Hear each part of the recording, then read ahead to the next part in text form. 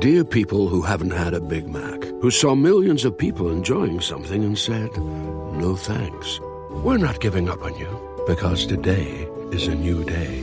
A day for a sauce so special, they put it on there twice. A day for McDonald's most McDonald's burger. Because today's your day for a Big Mac.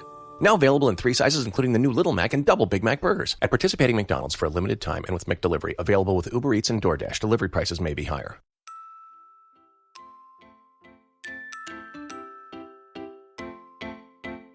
I just feel like I've been around the block, ripping up fantasy stock, working around the clock. Look at the view from the top.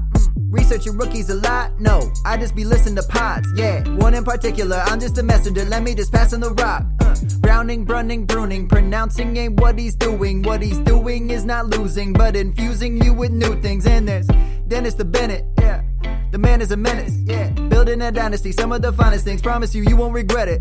Sly as a fox, cultured in pop. Give him his props. Here is a thought, here is a box. And you cannot compare them at all, so don't even try. Careful with the news, but when you use a take, I take up Tony Fire. I mean Dyer, because anyone else is a huge mistake. Whoa, fantasy round table, fantasy round table. Yeah. Fantasy round table, come take a look at the crown, baby. Hey, fantasy round table, fantasy round table. Woo. Fantasy round table, come take a look at the crown, baby. Go.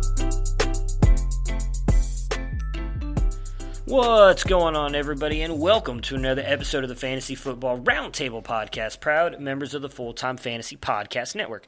You can find them at FTFPodNet on Twitter. You can find me, your host for the evening, Matthew Bruning, at SportsFanaticMB on Twitter. We are just one of a ton of great podcasts associated with this network, some of which are Jim Day of FF Champs, Bob Lung of the award-winning Fantasy Football Consistency Guide, The Consistency Show, and the creator of the Midwest Fantasy Expo. We also have Corey Parsons and Dr. Roto from SiriusXM Radio. You can find all of us on fulltimefantasy.com, your one-stop shop for all of your fantasy news, advice, and strategies. For today's episode, we are about to go live on Facebook, Twitch, and Twitter, and YouTube with Dennis and Matt Fox. Dennis, you can follow at culture_coach, and Mr. Matthew Fox, you can follow at Nighthawk7734. The NFL draft just wrapped up a couple days ago, and me and Matt and Dennis are going to go over our final rookie rankings after the draft, and we've seen all the landing spots. Cannot wait to dive into that. We are going live now, so join us on those other outlets. If not, listen to us on the podcast, guys.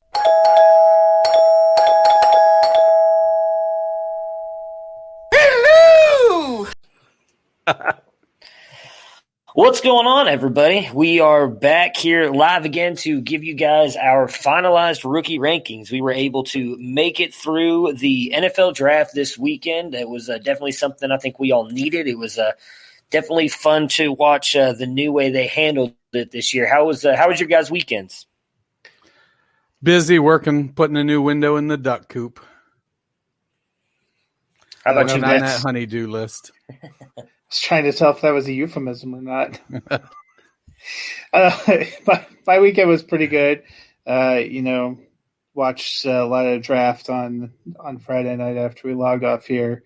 Got to have it on in the background at least. As long as I was available for conversation, it was okay if it was on. Right. And then a lot of draft on Saturday, and it seemed like some of the rookie drafts just took off like as the seventh round was ending. Yeah, in the Back Row Invitational League, our draft starts at noon on Saturday. Yeah. Yeah. Everybody's kind of. It seems like I'm in. I think. I have to double check, but I'm in double digits right now going on. So just trying to keep up with everything has definitely been fun. It really seems like probably more late Friday night and Saturday is where we've really seen a bunch of these guys kind of go. We saw obviously a lot of the top guys go. Some of them Thursday wide receiver wise. Some of the running backs we kind of saw go as we went live Friday, but really a bulk of these guys seem to have gone late here Friday night and Saturday. So we've got our finalized ranks here. We're not going to talk about every single guy. You guys have been paying attention. You've heard us talk about some of these guys throughout these past couple of weeks. We are going to give you our full ranks, and I'm going to kind of ask you guys about some of the disparities we have in our ranks. There's a couple of us that have a few guys here and there. So let's just kick it off. Let's go with the top 5 for us right now. I feel like that's probably more relevant. I'll give you mine first since mine seem to be a little bit different than your guys. My top 5 are Joe Burrow, Justin Herbert, Tua, Eason, and then Love. Those are my top 5 at the moment. Dennis, why don't you give us who your top 5 are? I have the QB1 all off season, Tua, Burrow, Herbert, Eason, and Love for me. And then what about you, Matt? I have Tua on top, Burrow, and then Herbert and Eason. So Dennis and I are the same there. My number 5, I put Jalen Hurts. Interesting. So Hurts is going to be the one that stands out. We'll get to him in a minute. Why do you guys have Tua at 1? Is it just – I guess I could see the argument from what Miami has done, but just kind of give me your side of why Tua at 1 over Joe Burrow, who got drafted 1, had obviously one of the most historic college seasons we've ever seen. Well, wouldn't you rank the better quarterback higher? That's debatable. We've seen good quarterbacks. Well, it is debatable that you would rank the better quarterback higher. We've seen that. No, I mean, my argument against Tua, I'm not saying he's not the better quarterback. He's definitely shown that he's, I guess, more consistent through his college career. I don't know if you could say he's better. What Joe Burrow did last year has been better than Tua has ever done, but he's been more consistent. My biggest fear with Tua is he's had way too many injuries for me to just say he's going to be okay coming into the NFL. Haven't seen it from Joe. I mean, Joe's gotten hurt. What would that have been? I think going into his junior year at Ohio State in the offseason, he got hurt. That's eventually what led to Dwayne Haskins winning that job. He was able to beat him out because that was like 8 years ago. Yeah, probably something like that. But Tua has been hurt every single year that he has been in. It's dead, buddy. Tua's been hurt every single year that he's been in college, and that as Nick Saban said, he's not a guy who mixes words. He came in and said that he doesn't think Tua does a good job of taking care of himself. He takes unnecessary hits and doesn't get rid of the ball when he does, and that's something that you can't just coach out of someone like that. He's so damn competitive that I don't think that's something that is going to be easily coached out of him. And I think it's fair to say these NFL players are a lot bigger, stronger, faster than the college players he's been playing. So I do worry about that with Tua. He's still my number 3. You can get him at 1, and I'm okay missing him, not getting him as my top quarterback. But that's my biggest fear on him. Matt, what are your thoughts on Tua? Well, I'm like Dennis. I thought he was the best quarterback. So there are a couple. I'm trying to find the graphic now, too. There was somebody that put a graphic out. You talk about the injuries that actually showed that Joe Burrow missed more games in college than Tua did. So he's been hurt a few times. But aside from that massive hip injury, he hasn't missed a ton of time. Yeah, now that is a big question, obviously. The ankle injuries, had he not gotten the tightrope surgery, which not a lot of people do, it is something that seems to be more focused on at Alabama. He would have missed more time. He's had 2 serious ankle injuries in his 2 years. He had the tightrope injury, which I think only held him out. The first year, I actually don't think he sat out but more than 1 week. And then last year, he sat out a couple weeks because they kind of pretty much came out and said, hey, we're playing cupcakes. We're saving him for the LSU game. And so he sat out for 2 weeks. And then obviously the hip injury happened a couple weeks later. Well, that might happen with the Dolphins, too, when they play the Jets. Yeah, I mean, but they don't just play the Jets every week. It's not schedule. You just need a couple weeks off, right? So, yeah. So I guess for me, I thought he was a better quarterback. I think Miami taking him showed that, because the big unknown with everything, especially that happened because of the pandemic, is we didn't get to see pro days and teams didn't get to send their doctors. So some were questioning whether all the reports that have come from his camp and people that have supposedly seen him says he's fine. Yeah. So I felt a little bit better seeing the Dolphins take him. Honestly, well, it's comparing rotten apples. I actually think Miami's organization is better than an organization run by Mike Brown. So that's, sorry, but that's another thing. I actually like Miami's coaching situation a little bit better than Zach Taylor. So, those are factors for me. I sat here today and listened to several people talk about how much Anthony Lynn believes in Tyrod Taylor. So that gave me a moment of pause about Herbert. So when I'm putting him in, I think those 3 guys are in a tier probably way above all the other prospects because of opportunity and where they were drafted and stuff. And you could probably make a case for different players. I'm a little bit more like Dennis in that I thought Tua, when healthy, is the best quarterback. I don't think there's a huge disparity in their situations. If anything, of those three teams, Miami seemed the most ascendant at the end of last year. So, that's how I broke it. And like I said, it makes sense. I could see an argument, as you just said as well, for any of those top three guys. I put Herbert above Tua just because I like his situation better in the long run. I think obviously having the weapons around him that he does right now, they've already kind of secured some of those guys. Mike Williams, you've got Keenan Allen, Austin Eckler. They brought in – who did they bring in they got Justin Jackson, and they brought in Joshua Kelly as well in the draft. And KJ Hill, so maybe a little more speed as a third option. I like that landing. He's actually going to be in an article I'm working on right now. Yeah, they had nothing behind Mike Williams and Keenan Allen that made you excited, so I thought that was kind of an underrated move. They still have Hunter Henry. Yeah, I like to. They signed Donald Parham, the tight end that we all liked from the XFL. From the XFL, yeah. He looked like a good receiver. I don't know so much about Donald Parham. I'm not going to get too excited about him, but some of the other weapons. What do you want to know about Donald Parham? I can tell you about Donald Parham. Oh, I'm sure he's good from what I saw in the XFL games. Now, I like the weapons that Herbert has around him, so I do agree with you. Everything we've heard is that it does seem like they're going to lean on Tyrod Taylor, at least early in the season, so you're likely – I also don't think Tua starts. I think the only one that secured a spot starting right off the bat is Joe Burrow. Tua and Herbert are likely going to have to wait for a little bit in this first year. So let's go a little bit down since we've all kind of agreed that those are our top guys. So me and Dennis we all have Eason. So what do we think about Eason? Because I thought this was a great landing spot for him and possibly now being the guy after Phillip Rivers. And I also think that kind of speaks bad about anybody who has Jacoby Brissett shares and was hoping he was going to be the guy once Rivers leaves.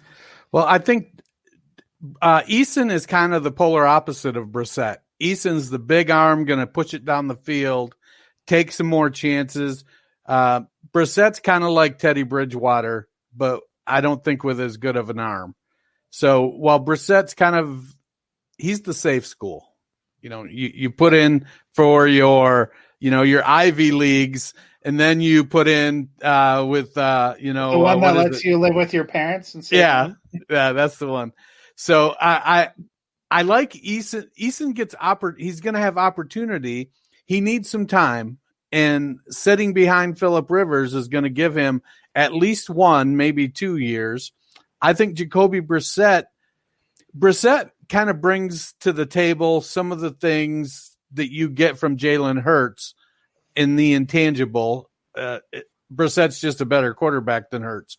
So I think Brissett and Rivers can really teach Eason how to be an NFL quarterback and harness the tools he has, know when to throw it away, when to throw it out of bounds, and when to give up the play, and when to take your shot. And I think that's what really happens with Eason moving up my boards. I'm not a huge fan, but I think the opportunity moves him above, say, Love, who's likely to sit for 3 or 4 years, or anybody else on the list who honestly isn't. I almost stopped my list at 4. Yeah. Well, this is where, the post-draft landing spot really altered some of the quarterback, because usually after those top 3 had kind of set themselves apart. And usually a lot of people, some people liked Hurts better, but a lot of people had Jordan Love there as number 4. And he was the 4th quarterback taken, but where he goes, in terms of the game that we play, fantasy and dynasty, that's a tough waiting game. You could have him on your bench for 1 year. You could have him on the bench for 2 years. You could have him on your bench for 3 years. Eason goes to a place where we like the offense. They have a quarterback-friendly head coach in Frank Reich. Phillip Rivers and Jacoby Brissett are on 1-year contracts, which we all talked about when Rivers signed that 1-year deal. It was kind of like it seemed like a sign that he wants to give it one more go, see if he can make a run with the Colts, and then see what happens, see if it's a good fit, see if it – and I think that's Eason was right in there in that midst of that second kind of tier group of quarterbacks, and he ends up going to the best location. I think that makes him easily the top of that tier behind the top three. I agree. I agree. Like I said, for me, you're likely looking at it, as we just talked about, 1 year, maybe, and then you've got him back out there. Maybe Brissett goes out there if they really feel Eason's not ready, but I think after this year, Eason's going to be the guy on a team that we've seen has continued to build a really good team around him as well. That offensive line's one of the top offensive lines, added one of the best running backs in the draft this year for him as well, and then he's got a ton of wide receiver weapons. So it's going to be fun to see Eason in that offense next year. Jordan Love, I mean, there's not much to say about him, I think. I liked Love coming in. I wasn't as high on him as others. He was still my 4 in the class. But going to Green Bay, I mean, in a super flex draft even, I'm taking him over, or really probably even behind a guy like Cole McDonald, who I have ranked just behind him because I think McDonald has a better chance sooner. But Love, I imagine, is sitting for at least 4 years. I believe Rodgers' contract is up in 2022, so that may be the first time.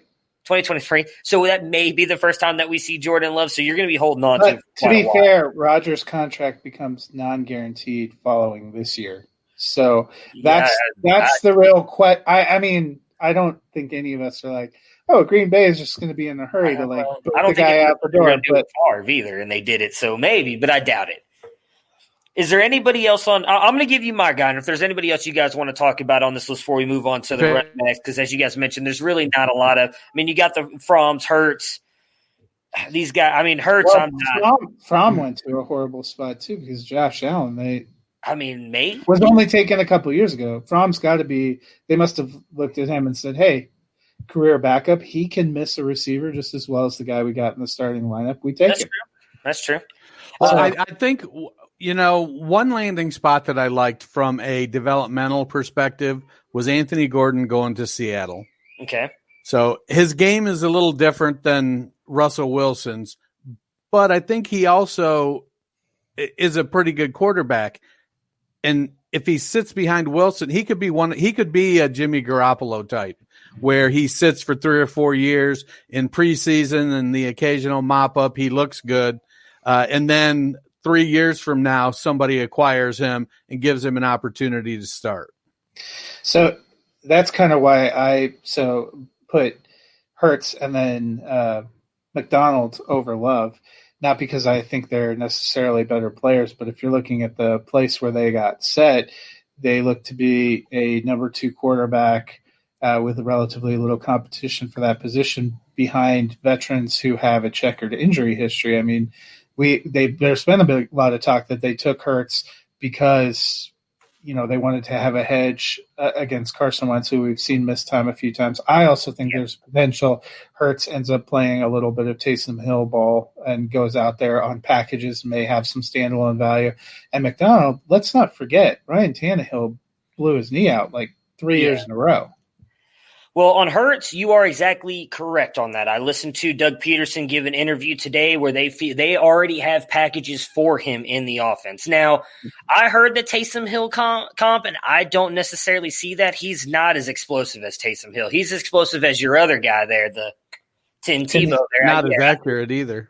He's a little bit more accurate than. No, he is more accurate. But I don't think he's going to come in and be quite as use the way that the Saints use Taysom Hill, but they've already said that they've got packages for him, and I agree with you. I think they wanted to bring in a guy who's somewhat mobile, can kind of play like Carson Wentz. He's not going to be able to throw the ball as accurate or with the cannon that Carson Wentz has, but he can somewhat play in that offensive scheme. So it's just for backup. I have doubts that Hurts can beat out Nate Sudfeld. Okay, well, I don't know about that. I mean, it took him in the second round. I think that as much as just because they take you there.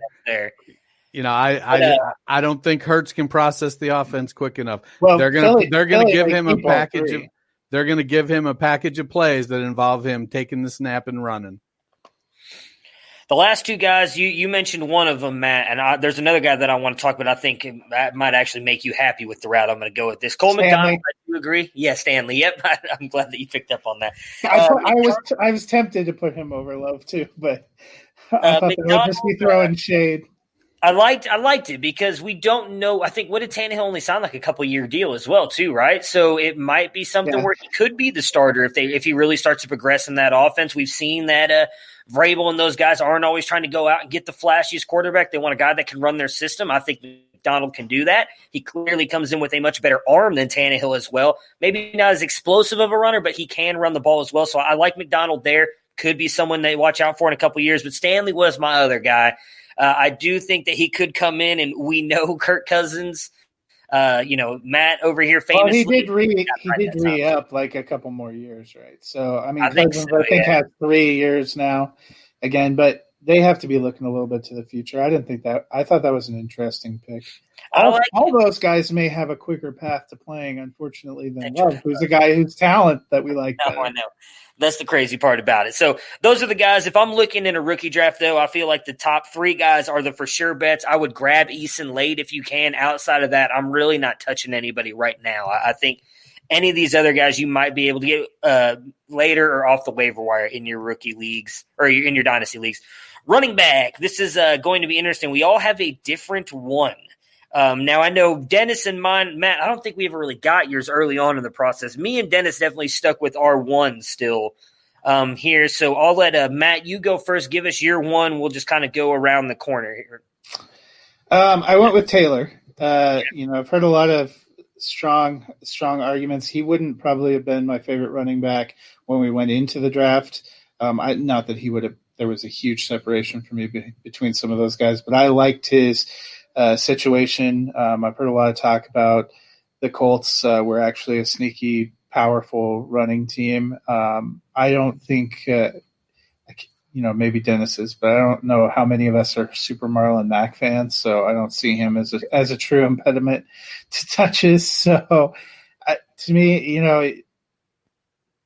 that was where I went. I like the Colts offense. I think they're looking at the fact that they were looking to be contenders going into last year before the quarterback situation kind of derailed the start of their season. They had too many injuries. If you look at what they did in the draft, trying to load up on skill position players to really make that offense more dynamic.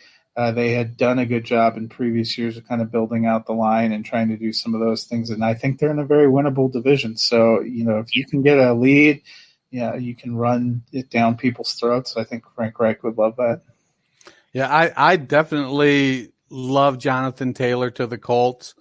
I think the reason he stays lower for me is that they're going to use Nyheim Hines to catch the ball. They're going to spell him with Marlon Mack this year because that's just what coaches do, and it's frustrating. I do think that Taylor's going to have a good career, but he's going to be a Nick Chubb type, and that's a good thing. You definitely, there's a spot for him high in your ranks for somebody like that. But I think that he's just gonna sort of he's gonna have a little bit lower cap, a little lower ceiling than some of the other guys. I still have J.K. Dobbins as my number one.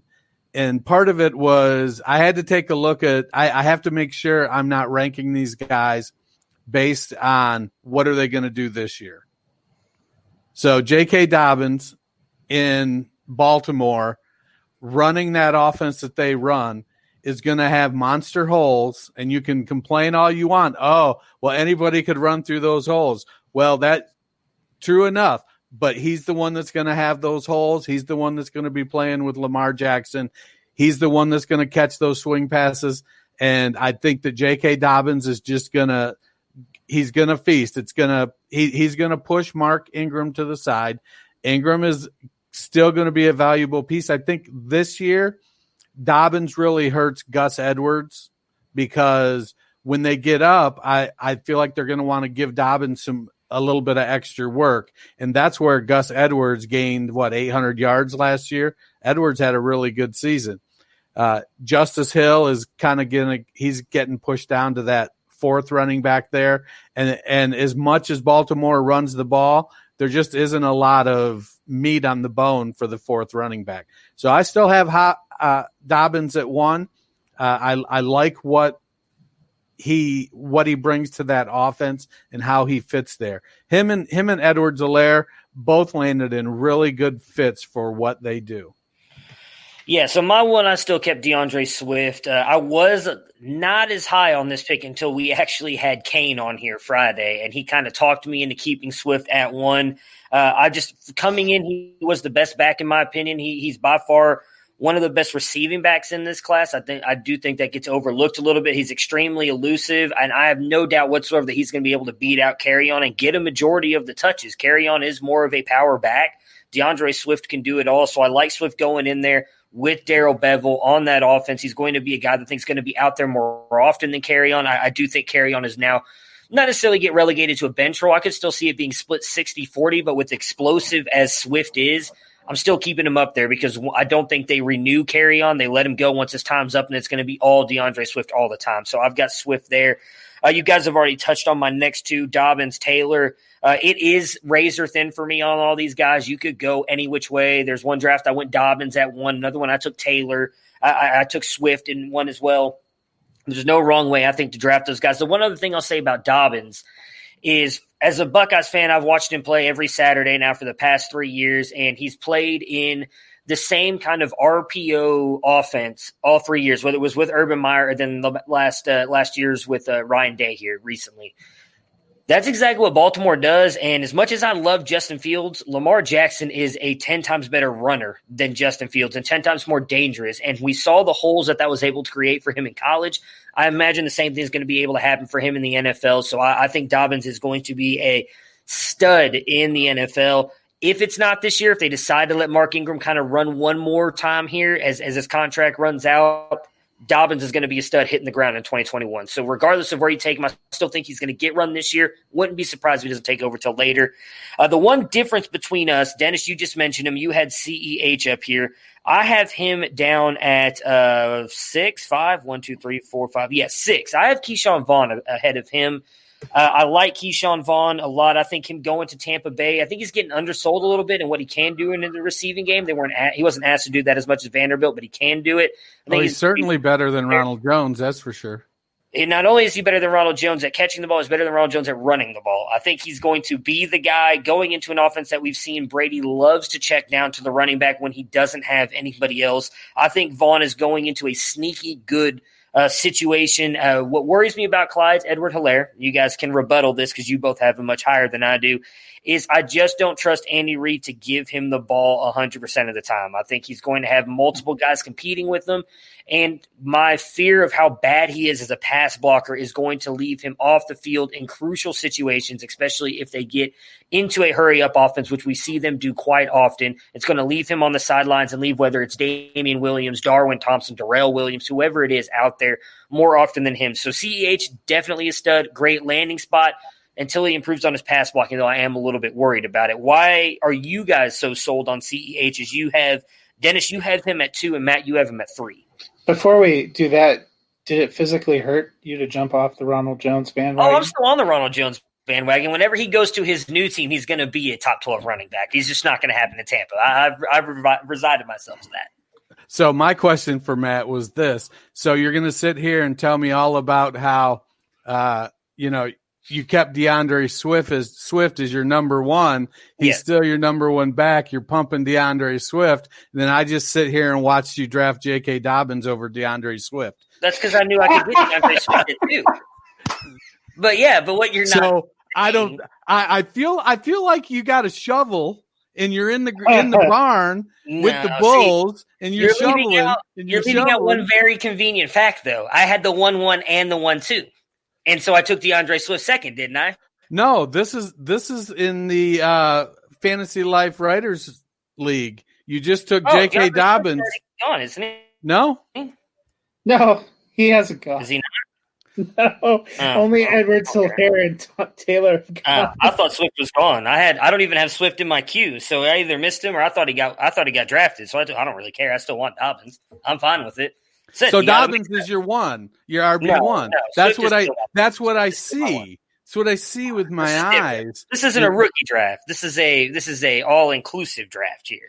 And I wanted Dobbins. I'll go get Dynasty rookies and Dynasty leagues. Dynasty is Dynasty is Dynasty. Yeah, exactly. But also, if you have the 1 and 2 and you're taking the 2 guys, why wouldn't you symbolically take your number 1 at number 1? Because I wanted Dobbins to know that I took him 1. When he comes on the because podcast, Dobbins is his 1. Like, We've seen Matt with Ronald Jones. It takes him a long time to come to terms with reality. No, it's my It takes him time to come to terms with reality. I draft with my heart, not my head. I've been very honest about that for a very long time. It's cost me quiet a few times, but it is what it is. And hey, Matt, I would like to apologize for convincing you to trade me a pick in the Back Row Invitational League and then taking your guy Hodgins with that pick. All right. I'm all right. I've got him in enough leagues right now. It's okay to not have him in one. I'm okay with it. Well, I feel like that was why you wouldn't trade with me in the other in the roundtable league when I offered you. No, I wanted because you actually got Pittman. Who did I take? No, I wanted T. Higgins. I needed another good wide receiver. Yeah, that's who I was targeting there. No, I wouldn't. In all honesty, I would have done the trade even if you told me you were coming up to get Hodgins because I wanted the second round pick. Like I don't really like. I've got Hodgins in enough leagues. Right. And if you've seen my wide receivers in that league, I don't need him at all. So I'm good with it. But let's talk about CEH now. Enough talk about our fantasy teams. You guys have him high. You heard what my opinion of him is. Why do you guys have him up there at 2 and 3? Well, I think he went to a situation where he is going to be the guy. He's clearly more talented than Damian Williams. I do expect them to keep Damian Williams unless, like Carlos Hyde last year, somebody comes knocking on the door and says, hey, we're going to give you a premium pick, a third or fourth rounder. But Williams just isn't as good. Darrell Williams isn't as good, and Darwin Williams isn't as good. No, I know his name isn't Williams. Thompson. It's all right. So I think they're all Williams. They're all Williams to Andy. He's like, hey, Williams with a D, get out there. So Edwards-Helaire is gonna have to improve his pass blocking. That's clear. But I also think that one of the things that we often forget about in pass blocking or in pass plays is that what percentage of those plays is the back actually staying in the block versus going out? Over half of those plays, the back is going out in a pattern. So the pass blocking is important. Mm-hmm. But I think Edwards-Helaire is going to dominate the snaps. They wanted him there. They see him, Andy Reid, Brett Veach, Patrick Mahomes all see him. They're like, he's a better Brian Westbrook. That's what I keep hearing people say. I don't know. They love him. I think that part of he's going to get the opportunity and he's got the ability. Yeah. And that to me, it was the landing spot. I think, I like Damian Williams fine. He seems to have real trouble staying on the field and staying in the rotation. And I think that's the reason why we've seen flashes when he was at Miami and flashes a couple of years. It almost feels like what we used to joke about with Derrick Henry for a couple of years. Damian Williams showed up 2 years in a row for like the last game of the regular season of the playoffs, and now he vaults up everybody's list. They're in a high-volume offense. I think we've seen before with rookies that, people said to have caution. I'm pretty sure that's the way it was with Kareem Hunt, too, when he started, he'll work in. He's really talented, but he's going to be part of a committee.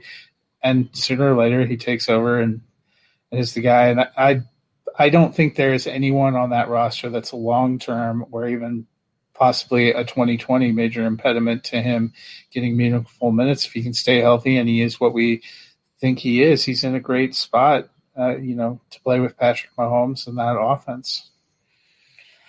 All right, so the last guy that we all seem to have here in our top five, outside of me, I guess, is Akers. Are you guys liking the position of him landing with the Rams? What are your guys' thoughts on him before we kind of finish out our ranks here and we'll touch on some of the lower end guys?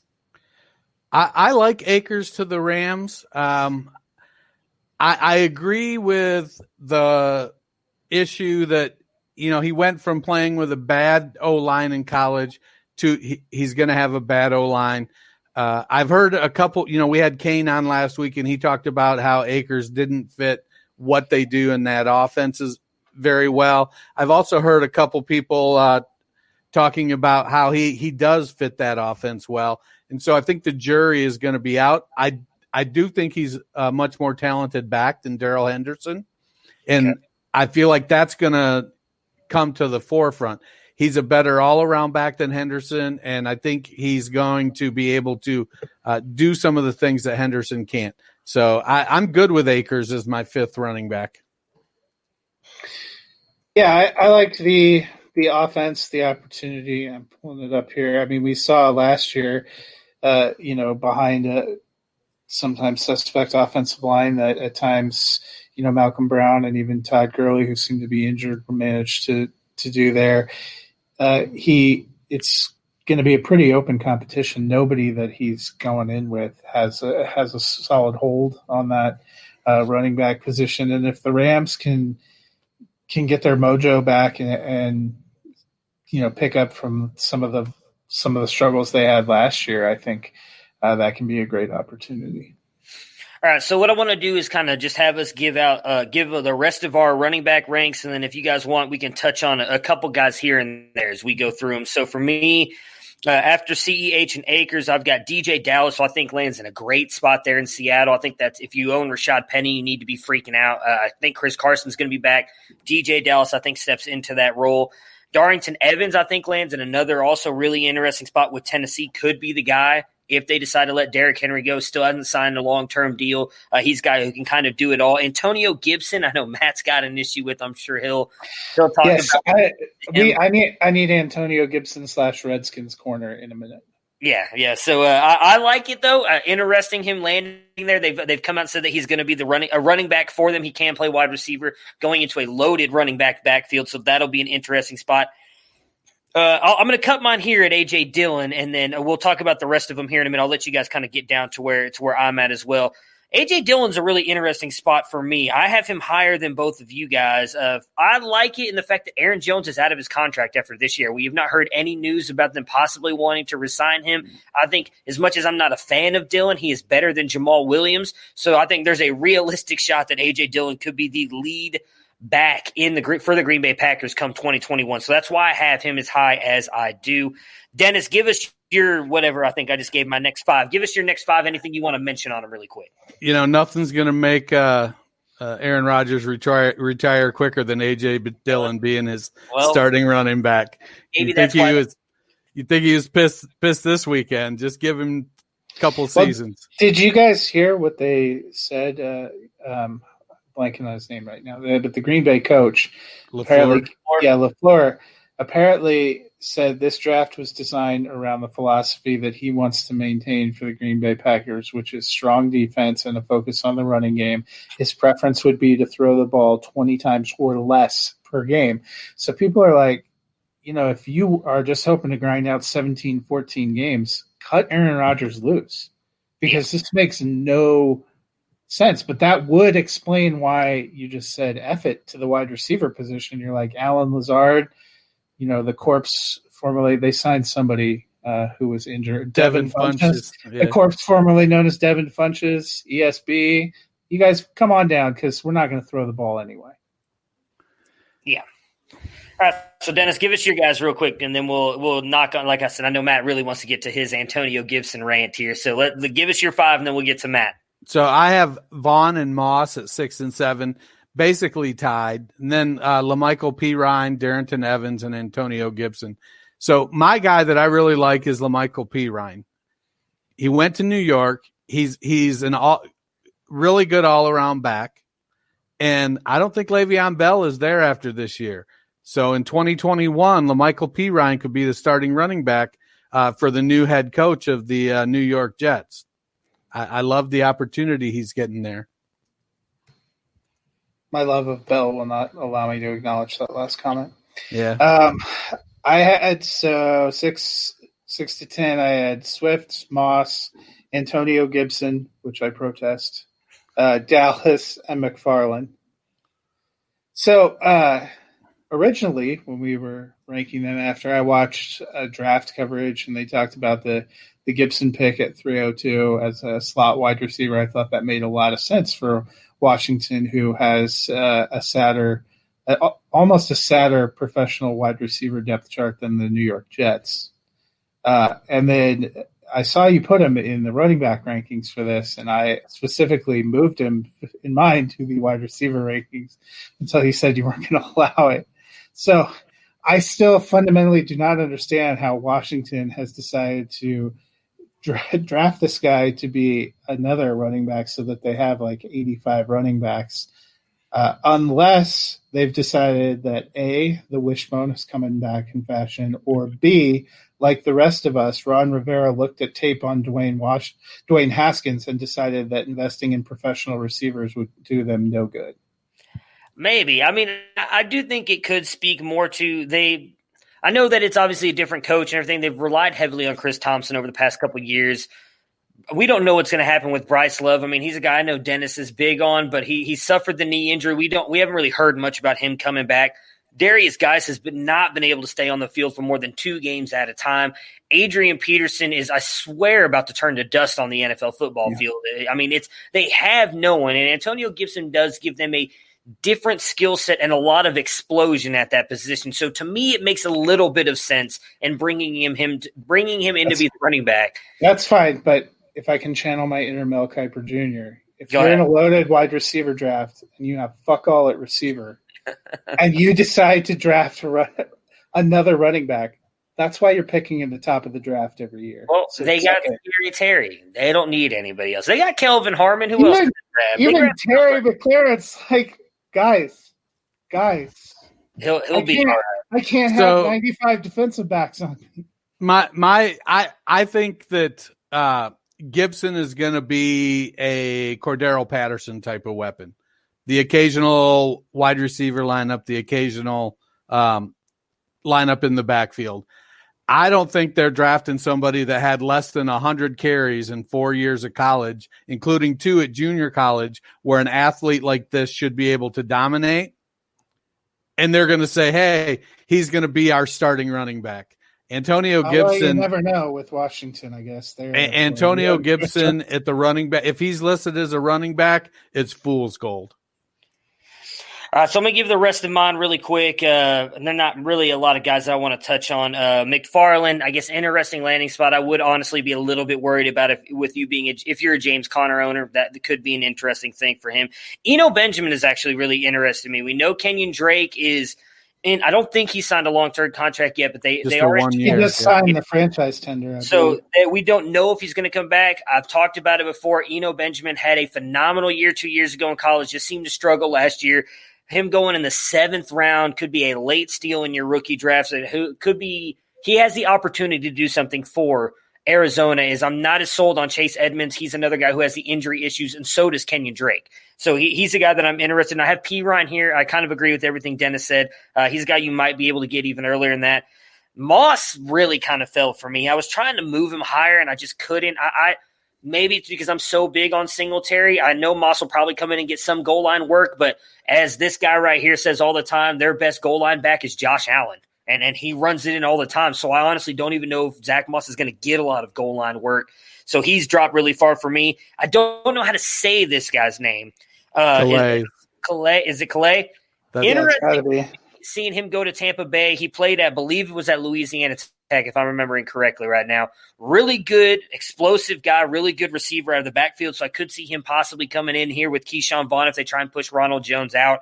And then for me last, Joshua Kelly and Huntley. I honestly don't think they have any fantasy value whatsoever, but they got drafted. So I'm afraid that Kelly will have value. I'm hoping you're right because I love Justin Jackson. Well, yeah, that would be the key.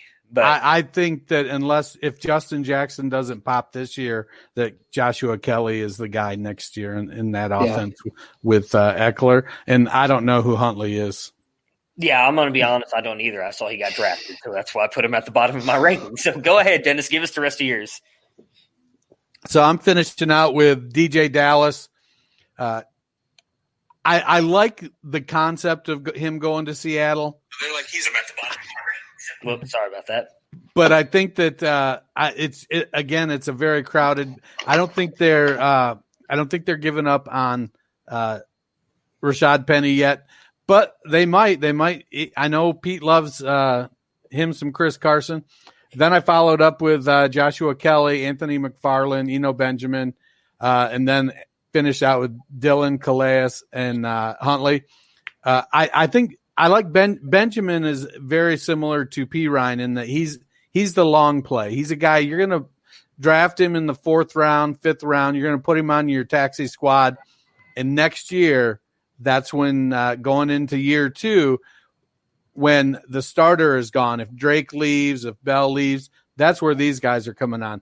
I'm not sold on McFarland as a replacement for Connor or a replacement for Samuels or a replacement for Snell, just because his game is so different. He's a piece. I think if you take Connor, Snell, Samuels, and McFarland, and you smash them all together, you've got one good running back. Yeah, and obviously, that idea that any of those Pittsburgh backs could just step right in and do wonders kind of floated down fantasy river last year. When Connor was in, he was okay, but when it was the other Chuckles, it was not. So I have some reservations too. I kind of just filled out the rest too. I had Evans, then Dylan. I guess I'm a little less sold on what potentially his role or even what Green Bay is doing than you. Benjamin, I thought was an interesting stash, and P. Ryan for the same reasons, kind of the guys that could have a real opportunity in another year, if things break right. Then I had Kelly. He scares me. I may start at the end of drafts, handcuffing him places where I have Jackson. And then I had Huntley and Clace. One that wasn't on there that I've been following that's interesting to me, just because I like Denver, is they're huge on signing undrafted free agents. They've had some of their best finds. Chris Harris Jr. was an undrafted free agent. Philip Lindsay, an undrafted free agent. Shaq Barrett was our undrafted free agent. You've seen some of these guys. They paid a pretty high guarantee to Levante Bellamy, a running back from Western Michigan, as one of their undrafted free agents. So I think that's, if you're looking for a deep stash to be watching, it was around this time a couple of years ago that I was watching when we signed Lindsay to see what was going to happen. So kind of I thought it was an interesting signing. Royce Freeman's a guy that you figure they may try to move to someone who's feeling desperate. Yeah. To the Washington Redskins. Hey, you can never have enough. Never enough. Never. On the wide receivers here, mine changed a little bit. And obviously, if you guys were with us Friday, if you didn't get to watch us live, all 3 hours got uploaded Friday afternoon. Lamb moved down for me a little bit because of the landing spot, but my top 5 ended up Jeudy just because I do think he's such a good wide receiver, and I thought landed in the perfect landing spot there with Denver. Lamb then falls to second for me. I like the spot. I could see him overtaking Gallup. I am just a little bit worried. There's so many mouths to feed in that offense. They've been so reliant on Zeke for so much in that. Now, I do think it's good for them because Amari Cooper sucks. So now you have like Lamb and Gallup who are actually good wide receivers. So Dak might actually be able to throw somebody who can catch the ball. So I do like that. Jalen Reagor stays at 3 for me. Or technically he was 2, so he falls to 1 spot as well. Love the landing spot with Philadelphia. They've built a serious all-star track team there with their wide receiver group, and I think Reagor is by far the best wide receiver there. Gives Wentz a true deep down-the-field threat, but a guy who can also catch the ball near the line of scrimmage and do a whole lot with it afterwards. So I loved Reagor. Higgins to Cincinnati, loved that as well. I think he's a younger version but more explosive version of A.J. Green. To pair him with a guy like Joe Burrow, I think Higgins is going to be a steal for a lot of people in their rookie drafts. And then last, Ayuk rose up my board. He was 11 for me last week when me and Dennis did this. I have him now at 5. The fact that I believe, if I remember, correct me if I'm wrong, San Francisco traded back up to get him. Did they not? Yes, they did.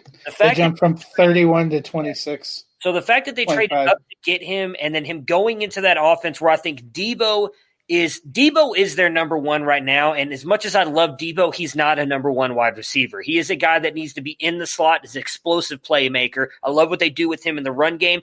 And Ayuk can do that, and he's bigger and faster and stronger. And that's what I like about him. He's a guy who we saw at Arizona State, could do all kinds of things in special teams. I think him going there and the fact that Kyle Shanahan wanted him is going to be big for Ayuk. I think he has a chance to be a really good wide receiver going into a great offensive situation. So that is why he shot up my board. Dennis, who are your top 5? Mine are all the same, except I have Pittman at 5 instead of Ayuk. They're not the same. Lamb is my 1. I think he's still the best receiver. In a dynasty perspective, you take the best guy. He's going to give you some production this year, but he's the best. I have Jeudy at 2, Rager at 3, Higgins at 4, and then Pittman at 5. I love Rager getting opportunity, but at any time, you just don't know who's going to pop off. If who's the old dude there? Dang it! Which team? Played for the Bears, for the Eagles. Alshon Jeffrey. Yeah. If he could come back at any time and have a healthy season, Greg Ward showed. You mean something. His first healthy season? Yeah, could happen. So he's going to get opportunity. Let's see how he produces with it. T. Higgins, I love his opportunity. He might be stifled this year with AJ Green, Tyler Boyd. I think he's going to really impact Tate and Ross if he performs well. But I like Pittman at 5. He has an opportunity to go into Indianapolis where they don't have a guy like him that's been able to stay on the field. Funchess couldn't stay on the field. He was a little bit bigger, a little bit slower version of Higgins. Darius Fountain hasn't been able to stay healthy. He's a bigger wide receiver. So Pittman going into Indianapolis, teaming up with T.Y. Hilton, Jack Doyle at the tight end, and then Mack and Taylor in the backfield. Now all of a sudden that great offensive line, and they've got another field general in Phillip Rivers. I could see Pittman being the offensive rookie of the year. Okay. Go ahead, Matt. Give us your top 5. So I think we all have the same top 3, just maybe in different orders. So I had Jeudy 1. I moved Rager up to 2 and Lamb at 3. Obviously, you know how much I love CD Lamb. It's just competition. Also, part of me doesn't trust Dallas. Even though I have so many Dallas receivers now and so many teams. Then I went with Jefferson. I thought the opportunity there in Minneapolis was pretty good. I've seen some projections that they think he'll catch more passes than Diggs did last year. So I liked that landing spot. I liked the player. And then I had Pittman for all the same reasons that kind of Dennis touched on. I thought that was a great landing spot. I am pretty high on that offense. I think they're really gunning to make the run that we all thought they might make last year. All right, before we continue talking about the wide receivers, Ben has a question here. I was trying to get it to pop up, so if it does pop up, we'll jump on that. It's about the running backs. I'll continue my wide receivers really quick. So my next 5 are Justin Jefferson, Michael Pittman, Denzel Mims, Chase Claypool, and then I have Henry Ruggs coming in there. Obviously, I like all the landing spots for those guys outside of Ruggs. My fear with Ruggs is I kind of feel like they went the Arizona Cardinals route that the Cardinals went a couple years ago, where they just drafted a crap ton of wide receivers in hopes that one of these guys works out. I think Ruggs is going to make plays in Oakland. I don't think it's going to be consistent. I actually like Bryan Edwards there a whole lot more than I do Ruggs. So I'm not as big on Ruggs as other people, but I loved all the other landing spots. Claypool's interesting to me. I wasn't as high on him as others, but seeing the Steelers kind of take him as early as they did, and they do have the reputation for kind of developing wide receivers. So he's not a guy that I'm going to probably take, but go ahead. Did you hear the talk that they're looking at converting him to tight end? I mean, there's a lot of talk about Kane brought that up on Friday's episode that he is he's a tight end. So I'm surprised. It's not a terrible idea. However, if you're thinking about a receiver, we saw Darren Waller. That was kind of the thing, we're going to convert him onto a tight end. It took quite a few years after that process started for you to get the Darren Waller that everyone always hoped you'd see. Yeah. Makes me a little nervous. Well, the issue with Waller, though, is he had a lot more off-the-field stuff. Like, who was it? Funchess came right out of college as a tight end, converted right to wide receiver, and was productive. I think that Claypool could perform like Funchess. I don't think he's going to have necessarily he's not somebody I'm looking to acquire. He's a guy that if he goes off and goes crazy, I'm going to be okay being wrong about. Yeah. All right, now before we get to yours, Dennis, so Ben's question was, with this year RBs being drafted, are we seeing the NFL going towards a running back by committee and no true 3-down back? Should I draft these RBs before these stack wide receivers? For me, no. I would still go running back. I don't think – I know some of them have landed in bad landing spots. For me, probably Swift is the worst one, and I still think he's going to be the best. Jonathan Taylor – I mean, you know, Ben, because I know you've been listening for a while, you know I am not a fan of Marlon Mack, so I have no doubt Marlon Mack is going to get maybe 10% of the carries. It's going to be Jonathan Taylor. I could see him losing out some receiving work to Nyheim Hines, but Jonathan Taylor is such a good runner. He's the best pure runner in this class and so explosive. The receiving part's not going to matter. He's going to put up points, just like as Dennis kind of compared him to Nick Chubb. We've seen Nick Chubb put up a ton of points in fantasy and not do much in the receiving game. I agree that's where Taylor's going to go. Difference is Taylor has probably a 10 times better offensive line than Cleveland does, so Taylor I think is still going to be a stud. What do you guys think about the question here Ben asked? Well, I think some of it comes down to position scarcity and how your team is built as well. So for me, I'm trying to get an early pick to grab a running back and then a later first to grab a wide receiver. It's just, this is a draft where if I can get 2 firsts, I'm perfectly happy taking guys. But if I'm in the top half and it's if I'm in the top half and not taking a quarterback, I'm grabbing my top rated running back. Yeah, I mean, I think it's a position that burns brighter, faster, and burns out faster. And that's the real thing. You know, you get a great quality wide receiver, you might have them penciled into your starting lineup for 5, 6, 7 years. Running backs don't always have that kind of a shelf life, but that's why you got to go get them early, because you're always – it seems like, you know, you don't – it seems like a lot of people that play Dynasty for a long time always say, oh, I'm set at wide receiver. And my running back situation. It just seems to be the nature of the position. Yeah, and the one thing I will say as well on that kind of off of what Matt just said there is I think you draft running backs early, you trade for wide receivers late. Like there's going to be guys like I just mentioned Bryan Edwards, who I think could be the better Las Vegas wide receiver. We may not even see him do much this year, but he's such a stud in my opinion. You can probably, after he has a bad rookie season, get him for like a 2nd-round pick. You can probably get – I've seen him going in some of the drafts that I've been in today, going in the 3rd round of some drafts. And I would rather take a Jonathan Taylor early and then get those guys like Dennis. Me and Dennis in a bunch of drafts, we just saw guys like T. Higgins, Michael Pittman going in the 2nd round. If I can get Jonathan Taylor and then a T. Higgins or Michael Pittman, I'm perfectly fine with that compared to a CeeDee Lamb and then a Zach Moss or A.J. Dillon in the 2nd round. So it's always – I would say, to be honest, it's definitely class dependent, because next year I do think you're going to see a limited amount of running backs again and a ton of wide receivers. So you're going to see people lean more on the running backs early and then grab wide receivers late because of how many wide receivers. So if we see a class where we have 8 or 9 running backs coming out that all seem to be good, maybe you go wide receiver heavy then. But for me, it's always going to be running back early unless you're just completely stacked at running back and then maybe grab a wide receiver. But I don't think – there's just some guys that even if they look like they're going into running back by committees, for me, they're still going to be the leaders by like a 60 to maybe even 70-30 split. That's well worth keeping them, in my opinion. But that's just the modern NFL right now. Yeah. I mean, aside from 3 guys, you know, Saquon Barkley, McCaffrey's pretty much got all the touches, and Ezekiel Elliott.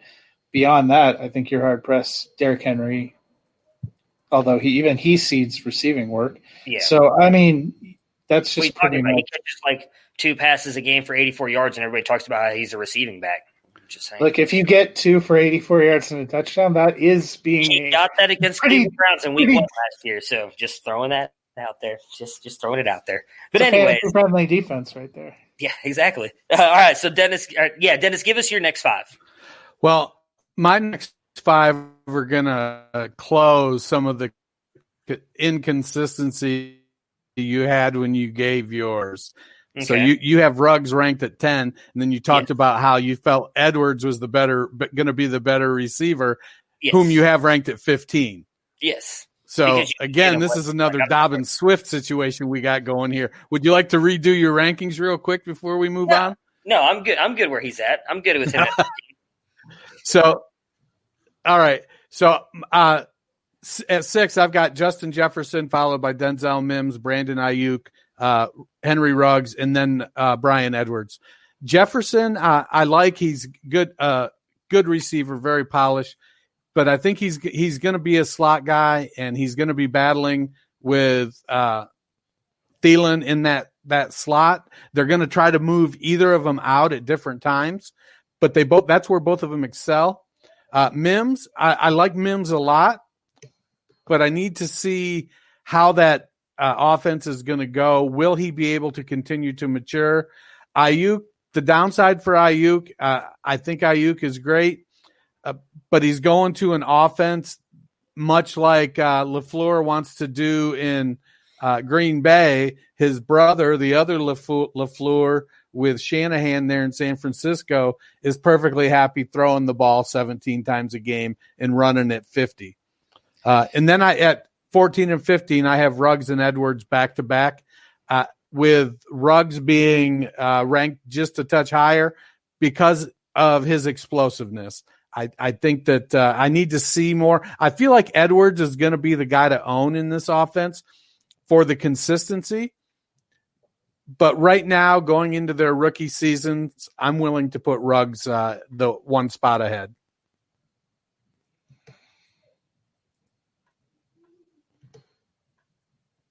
Matt, who are your next 5? Okay, so at 6, I had T. Higgins. Then I had Mims. I think Mims kind of comes up because of an opportunity, obviously going to the Jets, a great opportunity. I thought they were so lucky that he just kept falling and diving because it looked like they were going to kind of hose themselves out of a receiver.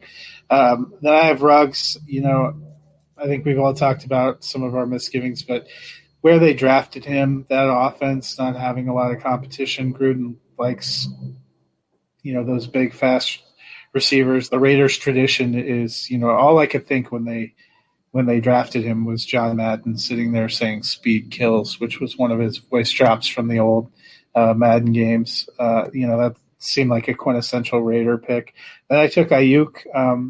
I like the offense. I like the talent, but a little bit like Dennis, you never know what you're going to get in that passing game. We saw him last year when they traded for Emmanuel Sanders, and then they had Devo. You figure Kittle pretty well gets his part. They're very focused on the running. Sometimes one or two of those receivers do well. Sometimes you have a guy like Kendrick Bourne just catch all the touchdowns and screw you. So it makes me a little bit nervous. I like his talent, but I don't know that that's the most predictable offensive spot. And then I made a good case for Tyler Johnson. I thought where he got drafted in Tampa Bay, where he's competing against Scotty Miller for the third receiver slot. I liked it. I liked the potential there. Yeah. And so I vaulted him up. All right. So my next couple, I put Colin Johnson and Shenault together. I think it's going to be Colin Johnson that breaks out over Shenault here in Jacksonville. I'm not sure. I wish Shenault would have landed with a more steady head coaching staff and probably a more brighter offensive mind, I guess. I didn't like the landing spot for him. Colin Johnson, I did like it. I don't think they have a real true possession wide receiver on that team. He is a true red zone threat. He was a guy who 2 years ago had a really good season, suffered this year with injuries. And then by the time he got back on the field, Devin Duvernay had just taken off, and they really kind of leaned on him in that Texas offense. So I like Colin Johnson, love the landing spot, think he has a chance to break out. I like Gandy Golden. I think he's got the same. I should have had Edwards above both of them. I don't know why I put him down here. I would truly put Edwards right there. I love Edwards. I think he's got a chance to be a true breakout player. I said, I don't think he breaks out this year. I really don't. I think with that offense, and they still have Tyrell Williams there, I think Edwards is going to be the guy in 2021. Obviously, the last two guys, there's three guys that I want to talk about. Tyler Johnson, Donovan Peoples-Jones, and Isaiah Hodgins, all who got drafted later in the draft, I think all have true potential and playing time ahead of them. Tyler Johnson, number one, that Matt just mentioned, I think he easily beats out Scotty Miller and I'm trying to remember Justin Watson, who are the only two real threats on there for that third wide receiver set. writing an article right now for Dynasty Nerds about late-round draft picks. Tyler Johnson is one of my first guys up on there. Tampa Bay ran 3 wide receiver sets 70% of the time last year, which means they're going to have 3 wide receivers out there. That was with O.J. Howard and Cameron Brate. I know they've got Gronk there, but I'm someone who does not think Gronk's going to be big for the fantasy game. Tyler Johnson, I think, easily slots in opposite of Mike Evans, moving Chris Godwin in the slot where Arians wants him to be, and Johnson now easily gets the weakest matchup every single week. Now, I don't think he's going to be a stud. I think he's going to be a high-end wide receiver 3. But with that offense, we know how much Bruce Arians loves to throw the ball. Tom Brady doesn't turn the ball over. He looks for the matchups. I think Tyler Johnson is a sneaky pick. Same thing with Isaiah Hodgins. I think John Brown, only has 1 year left in his contract. So I think Isaiah Hodgins is a guy in 2021 that could easily be opposite of Stephon Diggs, and I think could end up being better than Stephon Diggs. I obviously, everybody knows I love this kid. I think he's got star in his future. The only problem is going to be Josh Allen there. And then Donovan Peoples-Jones as well. He will be in the article that I'm writing as well. I think that's a great landing spot for him with the Browns. We saw Shea Patterson really kind of torpedoed his stock. I think he can easily come in, be opposite of Odell, move Jarvis into the slot. Cleveland ran 3 wide receiver sets 50% of the time, or 55% of the time last year. Now, different offensive scheme with Kevin Stefanski. It was about 52%, so I imagine that's kind of where it's going to be. Regardless, he easily, in my opinion, beats out the guys like Damian Ratley, and I don't even remember the other guys now at this point. They suck. They all suck. It's Odell, Jarvis, and nobody. Donovan Peoples-Jones, unless they bring back Higgins, which I don't think they do, easily vaults to the 3rd best wide receiver on that team, and he gives Baker another true weapon there in the wide receiver game. So I think all 3 of those guys are guys you can get in the 3rd or 4th round that I think all have easy, legit looks at playing time in 2020 and even 2021. Those are really the only guys I want to talk about. I like Duvernay, but we'll see. He's another guy I think you grab late. Only thing I don't like about Duvernay is he's going to Baltimore with all those other guys, and I don't think Lamar gets him the ball. Because I think that's more of Andrew's role there in the middle of the field. So that's why I've dropped Duvernay so low. So give me the rest of your guys and who you guys want to touch on. John Brown has 2 more years. 2 more years? Okay, sorry, 2 more years. But it's only 1.6 to release him after this. That may be why I think in the article I wrote they could get rid of him. But I have to go back and look at it. But I do think, regardless, Isaiah Hodgins, he's a stud. He's a stud. Just trust me on this. He's not Hakeem Butler. But Hakeem Butler's still good. No, Tyler Johnson is Hakeem Butler. Ooh, no. Don't put that on Tyler Johnson. He deserves better than that. All right, Dennis, give us the rest of your wide receivers. So I'm closing out with Devin Duvernay, Lynn Bowden, Laviska Shenault, Van Jefferson, Isaiah Hodgins, Antonio Gandy Golden, Claypool, Tyler Johnson, KJ Hill, and Donovan Peoples-Jones. So I do like Duvernay's fit, but I think he's going to be you can't really expect a whole lot from him this year. I think that as Baltimore's offense continues to evolve and Jackson becomes a better passer, he's going to run substantially less. Not because he can't run, but because he doesn't need to. That offense, they're loading up on weapons, and they're putting some real talent around. And yes, Andrews works the middle of the field, but he doesn't work it with quickness like Duvernay will. Lynn Bowden, again, I think out there, him and Edwards and Ruggs, they're trying to rebuild that whole core. Bowden, I think they're talking about being the receiving back, replacing DeAndre Washington. Laviska Shenault, I don't know what's going to happen with him. Is he going to continue to mature and become a good wide receiver, or is he going to go down the Cordero Patterson path? Van Jefferson, Isaiah Hodgins. I'm with you on Hodgins. I like him as a prospect. He's big. He's got a good catch radius. For me, I want to the challenge, I think, for him is going to be Josh Allen. And when they get down low where Hodgins can use his size in the red zone, Allen likes to run. And there is plenty of, somebody with Allen's propensity to turn the ball over is going to look for receivers that make him comfortable, like Cole Beasley or John Brown. And so until they get to a point where he's developed chemistry with Hodgins, I think that it's going to be iffy whether or not they run out of patience. I'm not buying in on Tyler Johnson. I don't see it. I think the NFL has told us everything we need to know about Tyler Johnson. That's all right. I mean, you're allowed to be wrong about one prospect here, so there we go. We got eventually. I suppose I will be. All right, Matt, give us your guys before we move on to the black hole that is tight ends of this class. So I wrap up with Chenault, DuVernay, Edwards, Gandy Golden. Then I have KJ Hamler. I really liked some of the reports that were coming out. I think he may also have some value as a returner. There's obviously Denver, much like the Raiders, had some holes to fill. They at least had Cortland Sutton, but they really were working on rebuilding all of their weapons. John Elway, in a couple of in his years as GM, has often tried to look at the team that they just can't beat and see what they do, and then try to rebuild something to emulate that. For a while, he was taken with the defenses he saw from New England and the Seahawks, and that's kind of where you saw Denver build that defense that got them the Super Bowl in 2015. They have said over and over this offseason that they're looking at Kansas City and that they feel like to beat Kansas City, you have to be able to score a minimum of 30 points a game, and that's what they're going to go out and try to do. So, as long as Drew Lock is what I hope he is, then that'll help. Then I have Claypool, Bowden, Van Jefferson, KJ Hill. I really liked that pick late for the Chargers. I think there's another guy who kind of comes in late and has a sneaky chance to get up there, be a third wide receiver, and be a weapon. So I have him, and then my last was Hodgins. All right. Let's finish it out with the tight ends here, which, I mean, I just kind of ranked the guys here. I'm not – Troutman and Parkinson are actually probably the most interesting to me. Parkinson just because of his landing spot. Same with Troutman, obviously going to New Orleans. We hoped Jared Cook going there a year ago now that he was going to be a stud. Really didn't do anything. I think he's got one more year left on his contract. I would not be surprised if Troutman ends up taking over there. I know a lot of people are big on Asai. Asiasi, I don't know. Went to New England. I think the reason everybody's high on him is because he went to New England. I don't know if that means anything for fantasy.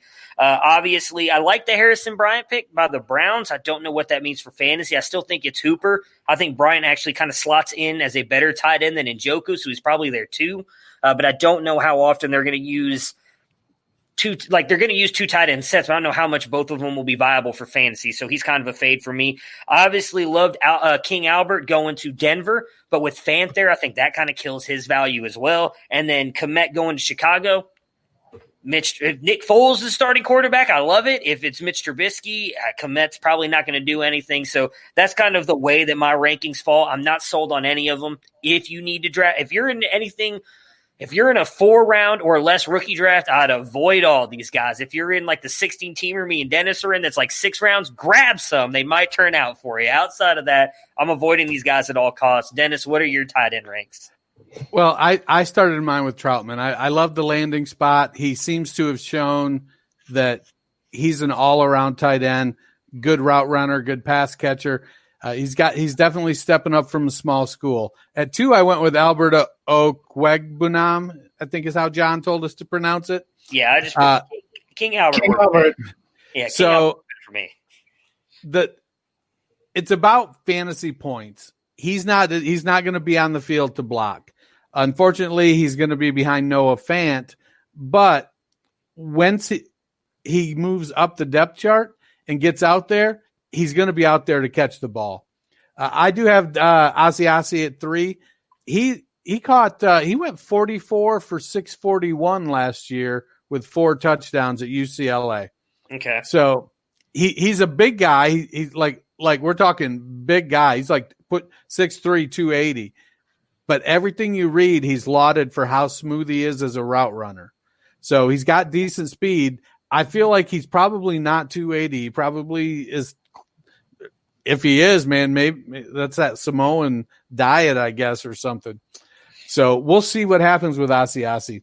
Then I have Cole Kmet and Harrison Bryant as well. I think with the Browns picking up Njoku's fifth-year option today and bringing in Hooper, there's plenty of time for Bryant. I'm not probably drafting him unless it's a very, very deep draft and it's the last round and I'm just looking to throw somebody on a taxi squad for a couple years. Bryant is good. He's been comped to Kittle. Yeah. So there's some talent there. I think talent wins out eventually. So it could really provide Cleveland with a very, very deep tight end room. What about you, Matt? I mean, see, it's interesting you mentioned the deep tight end room. I think that was the problem for Denver. I think that was the problem with a few of these tight ends. It's like, oh, they're kind of interesting, and then you're like, oh, and they are now one of 87 people. So, right. I had Troutman up the top. I think that was universally not only it's a good offense, it was a good place where they took him. Jared Cook is what's in front of him, who you figure would be there a year, maybe two. He's 33. That seemed like the most clear path in addition to being a great spot. I have Albert O, number 2. He played with Drew Lock in college. Drew Lock, if you follow him on Twitter because your Denver is inscribed on your heart, as I do, then you saw that he was incredibly thrilled that pick was made. My reservation there is he is now the 9th tight end on the roster, no joke, for Denver. They have Fant. They also signed Nick Vannett to a free agent contract, re-signed Jeff Hireman. They have Jake Butt. They have Albert O. They have guys that I'm still have Fumagalli? Yeah, we still have Troy Fumagalli. They have not let go of anyone. They still have Andrew Beck, who they traded from the Patriots. So that's a little bit of a concern, but I think they're thinking of him as a speed weapon. I still liked the idea. Hopkins, I like the receiving options. Obviously, we saw what they've done with Higbee and Everett there. You figure Everett's going to move on, so maybe an opening there.